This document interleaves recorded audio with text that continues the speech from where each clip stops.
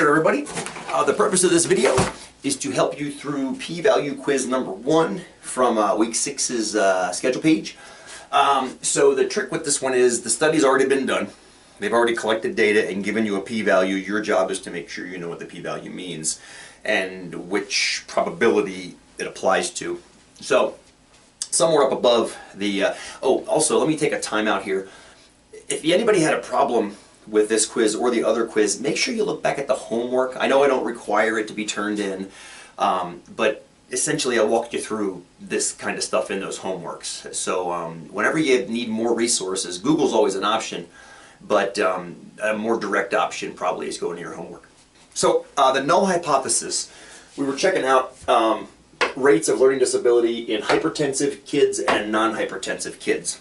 And the study thought there was a difference. So their alternative hypothesis, their alternative is that the rate in the hypertensive kids is going to be different than the rate in the non-hypertensive kids.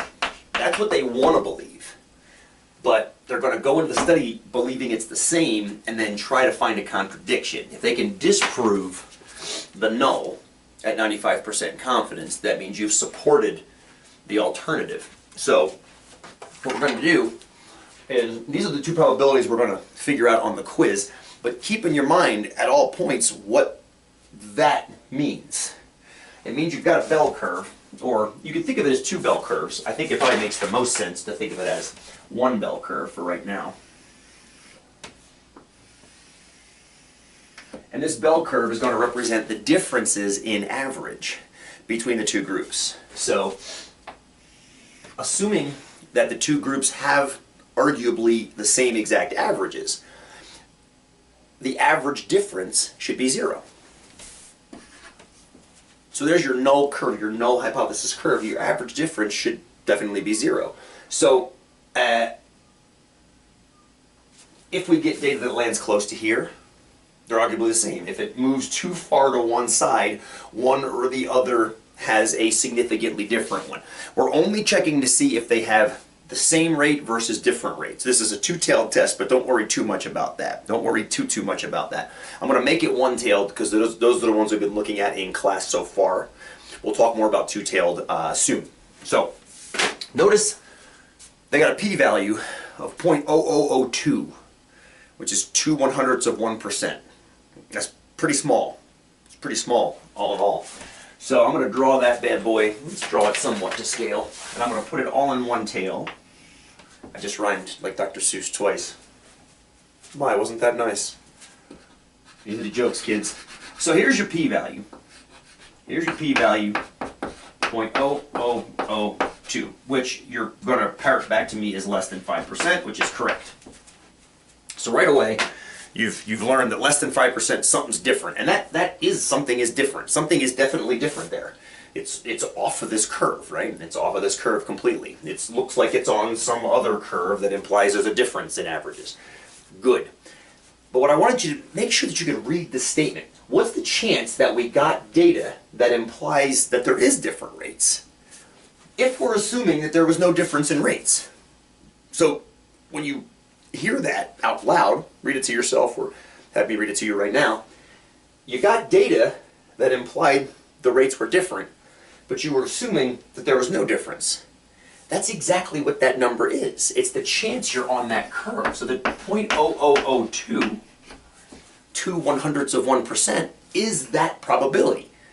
It's the measure of agreement between that null belief over there at 0 and where your data actually landed, which is over here at whatever the test statistic is. It doesn't matter, but it's over here at 0.0002. There's not much of an agreement at all. It's not much of an agreement at all. It doesn't seem to agree at all. What's the chance we should have gotten more similar data? Well, more similar would be moving more towards the 0, yes?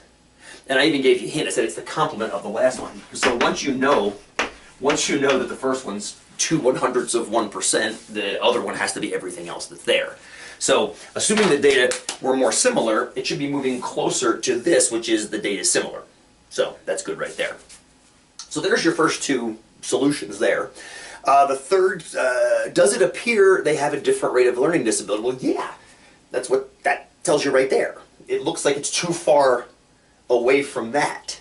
So essentially, what we're saying is, we can't believe this. Formally, it's called rejecting the null hypothesis. That's what it's formally called. Rejecting the null hypothesis. But I say I believe the rates are different. Okay, that's more conversational. You don't want to tell your neighbor when you're trimming your hedges that you reject the null. You want to tell them it looks like the rate, the learning disability rates are different. What type of error could we have made? Always a type 1 when you have a small p-value. Define that error in context of the problem. I'm out of board. I guess I could write it here. We'll just say it out loud. Your claim is that the two groups have different rates of learning disability. Okay, so that's your claim.